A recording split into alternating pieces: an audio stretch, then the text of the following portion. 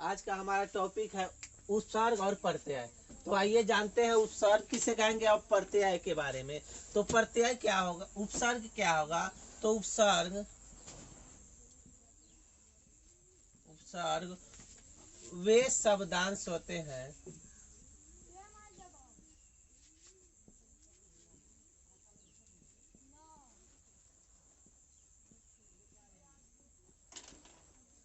जो किसी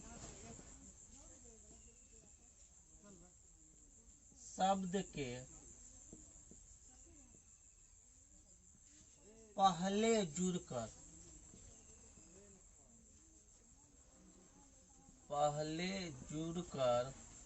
सही जो किसी ने होगा जिसके लिख दिया है। वे शब्दांश उपसर्ग वे शब्दांश होते हैं जो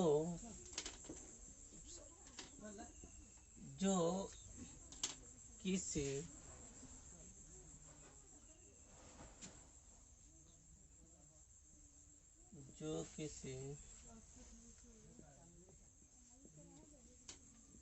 शब्द के पहले जुड़कर उसका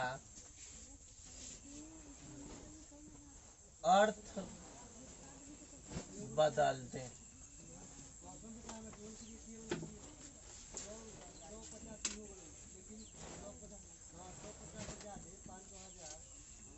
तो उपसर्ग किसे कहेंगे। तो उपसर्ग वे शब्दांश होते हैं जो किसी शब्द के पहले जुड़कर उसका अर्थ बदल दे।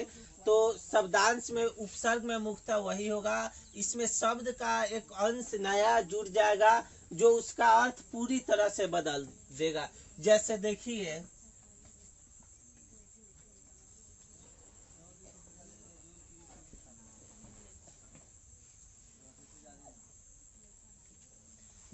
यहाँ पे हम ज्ञान लिख रहे हैं। जैसे में ज्ञान लिख रहे हैं, विज्ञान ज्ञान लिख रहे हैं,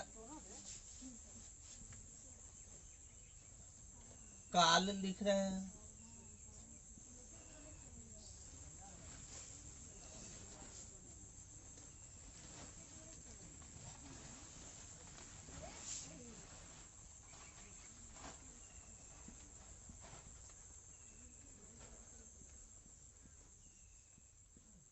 देखिए ये जो चारों शब्द है, तो शब्दांश क्या होगा। तो शब्दांश मुख्यतः वे शब्द होंगे जो किसी शब्द के पहले जुड़कर उसका अर्थ बदल दे। यहाँ पर देखिए ज्ञान लिखा हुआ है, अगर इसी में अ जोड़ देंगे तो अज्ञात। तो उपसर्ग इसमें क्या होगा। तो मुख्यतः हम कहेंगे अ जो है इसमें उपसर्ग है। जो ज्ञान है इसके पहले अ जोड़ देंगे तो अज्ञान हो जाएगा। अज्ञान का मतलब होगा कुछ भी नहीं जानने वाला। और इसी ज्ञान में देखिए अगर बी जोड़ देंगे, बी जोड़ देते हैं तो विज्ञान हो जाता है। उसी तरह काल में देखिए अगर अति जोड़ देंगे तो अतिकाल हो जाएगा। तो ये जो अतिकाल शब्द है आपसे पूछा जाएगा अतिकाल में उपसर्ग कौन होगा। तो आपको बताना क्या है, अतिकाल में अति उपसर्ग होता है। उसके बाद चर देखिए अनुचर, यहाँ अनुचर शब्द है। तो इसमें आपसे पूछा जाएगा से अनुचर में उपसर्ग कौन होगा। तो आपको कहना है अनुचर में अनु उपसर्ग होता है। उसके बाद देखिए नय में देखिए अभिनय,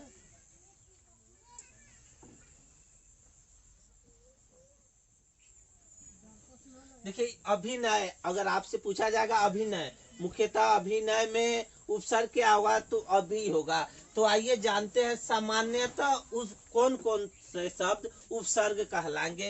ये तो उदाहरण हो गए। अब हम समझेंगे कौन कौन से शब्द है जो उपसर्ग कहलाते हैं और उन्हीं शब्द में कुछ नया शब्द जोड़कर उसको हम। तो अब आइए जानते हैं कौन कौन से शब्द मुख्यतः उपसर्ग कहलाएंगे।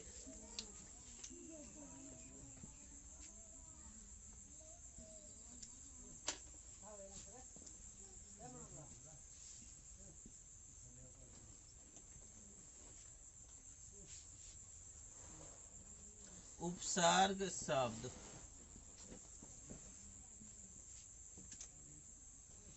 उपसर्ग शब्द में देखिए प्र, अभी,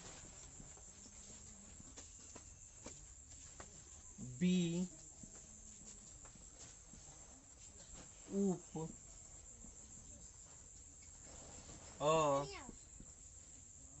अप,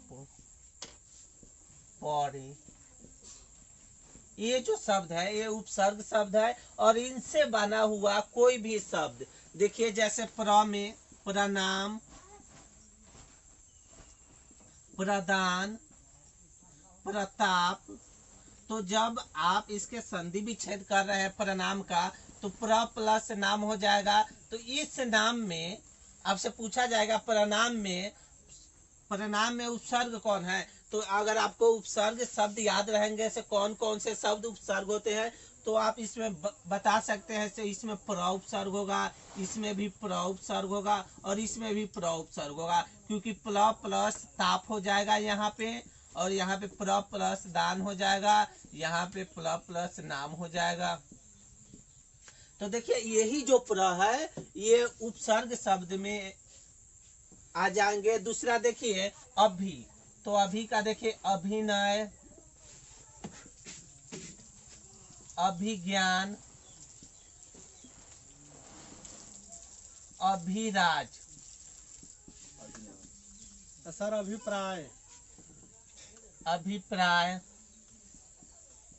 तो ये जो शब्द है अगर इसका संधि विच्छेद करेंगे या आपसे उपसर्ग पूछा जाएगा, तो मुख्यतः हम लोग क्या करते हैं, इसके दो भाग करते हैं। तो देखिए अभी प्लस नय, तो इसमें मुख्य उपसर्ग क्या हो जाएगा, तो ये जो अभी शब्द है यही उपसर्ग हो जाएगा। दूसरा है अभिज्ञान, तो देखिए अभी प्लस ज्ञान, अभिज्ञान हो जाएगा।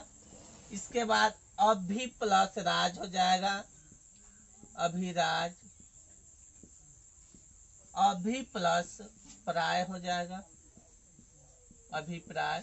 तो इसमें देखिए मुख्यतः ये जो चारों शब्द है इसमें आपको उपसर्ग अभी हो जाएगा।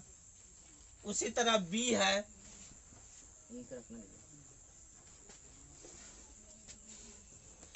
उसी तरह बी देखिए,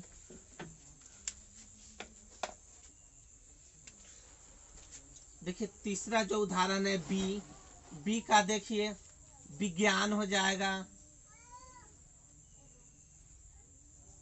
विनय हो जाएगा, विजय हो जाएगा, विराग हो जाएगा, विषय हो जाएगा। ये जो शब्द है अगर इनको आप दो भागों में करते हैं, तो ये मुख्यतः शुरू का जो शब्द है ये पूरे शब्द को हम क्या बोलेंगे, उपसर्ग बोलेंगे। जैसे देखिए बी प्लस ज्ञान, विज्ञान हो गया। उसी तरह बी प्लस नय, तो विनय हो जाएगा। तो इसी तरह इसके दो भाग करने पर पहला जो भाग आ जाएगा तो उसी भाग को हम कहेंगे उपसर्ग। उसी तरह उप देखिए, तो उपकार हो जाएगा, उपदेश हो जाएगा, उपहास हो जाएगा, उपहार हो जाएगा। तो ये जो चारों शब्द है अगर आप ये चारों का संधि विच्छेद करते हैं, इसके दो भाग करते हैं, तो यहाँ पे देखिए उप प्लस कार हो जाएगा, दूसरा उप प्लस देश हो जाएगा। तो यही जो उप है, यही जो उप प्रयोग किया गया है, तो इसी उप को हम उपसर्ग कहेंगे। आपसे शब्द दे दिया जाएगा और पूछा जाएगा उपदेश में कौन सा उपसर्ग है, तो इसमें मुख्यतः अगर हमको पता रहेगा उप जो है वो उपसर्ग शब्द है। तो जैसे उपदेश आ जाएगा तो इसी उप को हम उपसर्ग बोल देंगे। उसी तरह देखिए उपसर्ग में भी उपसर्ग जो शब्द है उसमें भी उपसर्ग है ना, उसमें भी उप जो होगा वो हो जाएगा उपसर्ग शब्द। अब देखिए पहला, देखिए इसके एक और तरीका बताते हैं। यहाँ पे देखिए प्रदान जो शब्द है, प्रदान, तो अगर प्र में आपसे पूछा जाएगा ये जो दान है इसमें उपसर्ग जो हम लगाएंगे तो इसका अर्थ बदल जाएगा। देखिए प्र हो जाएगा इसमें। तो ये जो दान शब्द है इसको मूल शब्द बोलते हैं। ये तो मूल शब्द है। इसको हम बोलते हैं पूर्व पद। पूर्व पद मतलब पहले का पद। यही पूर्व पद लगकर इसका अर्थ बदल देता है और इसी पूर्व पद को हम उपसर्ग बोलते हैं। तो जो शब्द लगेगा उसको पूर्व पद कहेंगे और जिसमें लगेगा उसको हम मूल शब्द कहेंगे, क्योंकि इसी शब्द के माध्यम से, इसी शब्द में जैसे हम उपसर्ग शब्द लगाए हैं इसके पहले का पद, तो इसका अर्थ बदल गया है। तो इसको हम, जो शब्द हमारे पास आएगा, अगर उपसर्ग बनाने के लिए आपको कहा जाएगा तो जिस शब्द का हम उपसर्ग बनाएंगे उसको मूल शब्द कहेंगे और जो उपसर्ग लगाएंगे उसको पूर्व पद कहेंगे। तो ये जो शब्द है आपको उपसर्ग शब्द में आएगा और इससे संबंधित उपसर्ग आपको अगर बनाने के लिए दिया जा रहा है तो आप मुख्यतः अगर आपको ये शब्द याद रहेगा तो इससे संबंधित जो आएगा तो आप भली भांति समझ जाइएगा। अगर अपमान लिखा रहेगा, देखिए अपमान लिखा रहेगा, अपराजय लिखा रहेगा, तो ये जो शब्द है इसमें आपको पता चल जाएगा। या आप इसके दो भाग करते हैं तो पहला जो भाग होगा उसको हम उपसर्ग बोल देंगे और बाद का जो पद होगा तो उसका वर्णन इस उपसर्ग में आपसे नहीं पूछा जाएगा। सिर्फ अगर उपसर्ग की बात होगा तो आपको उपसर्ग पूछा जाएगा और ये शब्द अगर आपको याद रहेंगे तो इससे संबंधित आपको बनाने की आवश्यकता नहीं होगी, आप डायरेक्ट समझ जाइएगा। से इसमें अप उपसर्ग है, उपकार होगा तो उप है। अब आइए जानते हैं प्रत्यय के बारे में।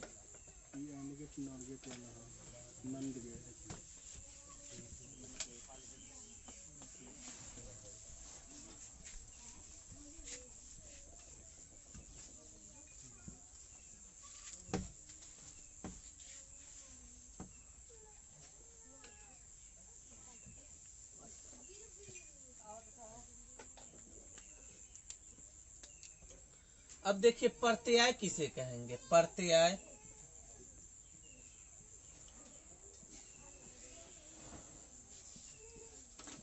प्रत्यय किसे कहेंगे तो वे शब्दांश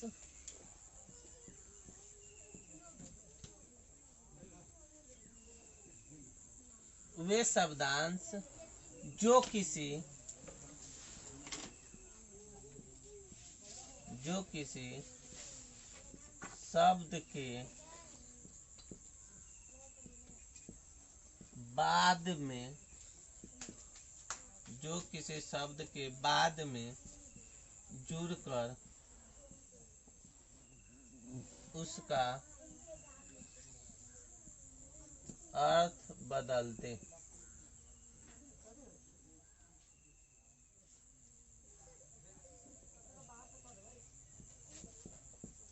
देखिए प्रत्यय क्या होगा तो वे शब्दांश जो किसी शब्द के बाद में जुड़कर उसका अर्थ बदल दे। तो उपसर्ग में क्या था तो उपसर्ग में पहले जुड़कर अर्थ बदल देता है और प्रत्यय में बाद में जुड़कर। इसमें किसी को किसी प्रकार का कंफ्यूजन नहीं होना चाहिए। उपसर्ग किसको कहेंगे तो वह शब्दांश जो किसी शब्द के पहले जुड़कर अर्थ बदल दे उसे हम उपसर्ग कहेंगे। प्रत्यय किसे कहेंगे वे शब्दांश जो किसी शब्द के बाद में जुड़कर उसका अर्थ बदल देगा, उसको हम कहेंगे प्रत्यय। तो उपसर्ग प्रत्यय समझ गए आप लोग। तो उपसर्ग में क्या कहिएगा, उपसर्ग किसे कहते हैं तो कहेंगे उपसर्ग वे शब्दांश है जो किसी शब्द के पहले जुड़कर उसका अर्थ बदल देगा। और प्रत्यय किसको कहेंगे तो वे शब्दांश जो किसी शब्द के बाद में जुड़कर उसका अर्थ बदल दे। तो ये मुख्यतः क्लियर हो गया। अब आइए जानते हैं प्रत्यय शब्दों के बारे में। कुछ शब्द प्रत्यय शब्द होते हैं, जैसे देखिए औना शब्द, औना, वाला,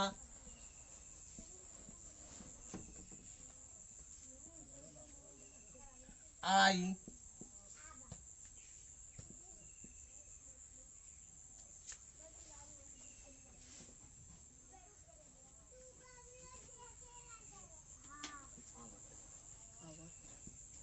आ,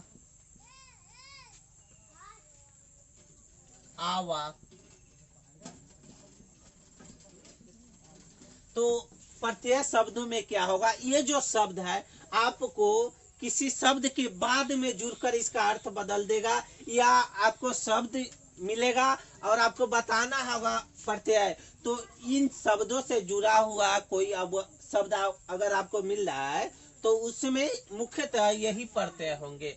जैसे हम उदाहरणों के द्वारा बताते हैं, इसी से संबंधित अगर आपको कोई मिलेगा शब्द, अगर आपको उसमें प्रत्यय बताना होगा तो आप कैसे बताइएगा। जैसे देखिए बिछौना,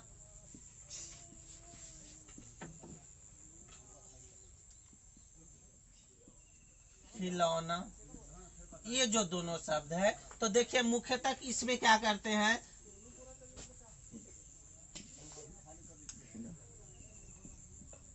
देखिए यही जो औना शब्द है, अगर आप संधि विच्छेद के माध्यम से करते हैं तो यही जो औना शब्द है इसी को हम प्रत्यय कहेंगे। और इसके जब दो टुकड़े करते हैं या अलग भाग करेंगे तब बिछा प्लस औना हो जाएगा, तो बिछौना, तो यही औना शब्द प्रत्यय हो जाएगा।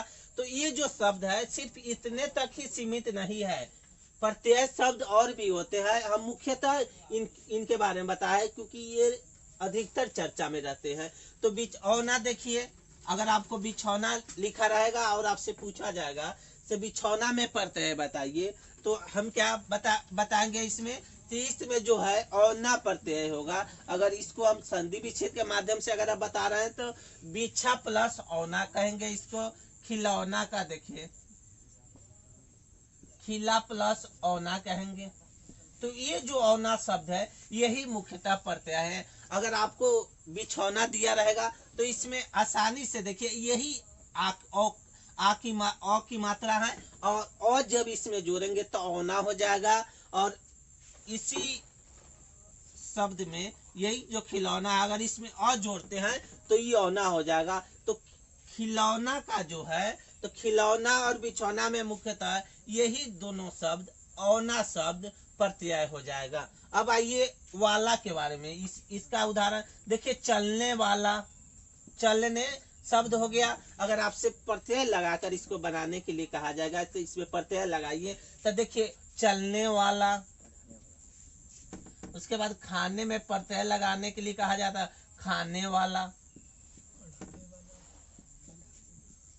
जाने वाला। तो ये जो शब्द है, अगर ये तीनों में आपको प्रत्यय की चर्चा पूछा जा रहा है तो इसमें वाला जो शब्द है वो हो जाएगा मुख्यतः प्रत्यय। जैसे देखिए चलने वाला, चलने प्लस वाला हो जाएगा। तो इसमें बाद में कौन सा शब्द है, तो ये जो वाला शब्द है यही हो जाएगा मुख्यतः प्रत्यय। अब आइए देखिए लड़ाई, पढ़ाई, बड़ाई। देखिए ये जो शब्द है, तो जैसे ही हम इसके टुकड़े करेंगे या इसका संधि विच्छेद करेंगे तो ये देखिए आई हो जाएगा, पढ़ प्लस आई। तो ये जो आई शब्द है, इसी आई शब्द को मुख्यतः हम प्रत्यय शब्द कहते हैं। तो जैसे आपको लड़ाई आ जाएगा तो लड़ प्लस आई, आप अपने मन में भी इसको दो बार या स्लोली बोलकर प्रत्यय निकाल सकते हैं। जैसे देखिए लड़ाई है तो लड़ाई, तो लड़ प्लस आई हो जाएगा। बड़ाई में देखिए बड़ प्लस आई हो जाएगा। तो ये जो आई शब्द है यही मुख्यतः प्रत्यय में प्रयोग किया जाता है।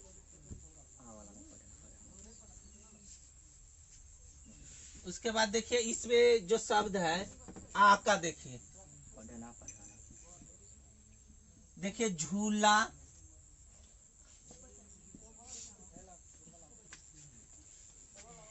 पढ़ना,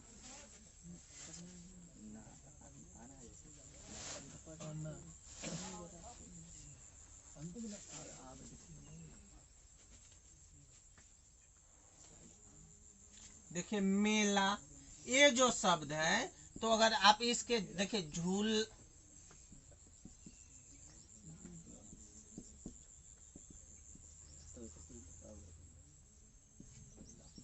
देखिए ये जो शब्द है मुख्यतः, तो इन शब्दों में क्या होगा मुख्यतः, देखिए आ की जो मात्रा है तो झूल प्लस आ हो जाएगा, और ये मेला, तो ये दोनों में जो आ की मात्रा है तो यही आ की मात्रा को हम मुख्यतः प्रत्यय बोलेंगे।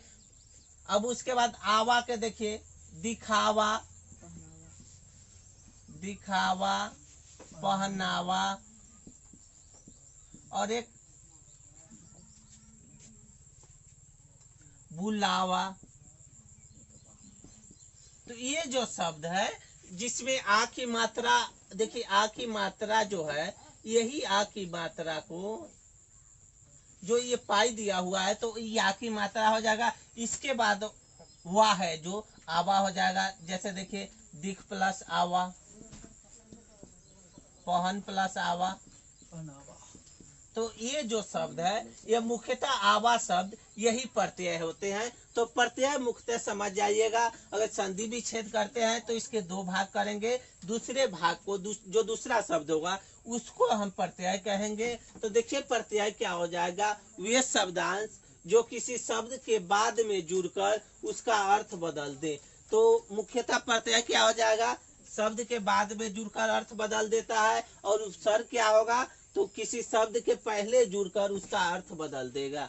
तो आज का जो हमारा टॉपिक है उपसर्ग और प्रत्यय।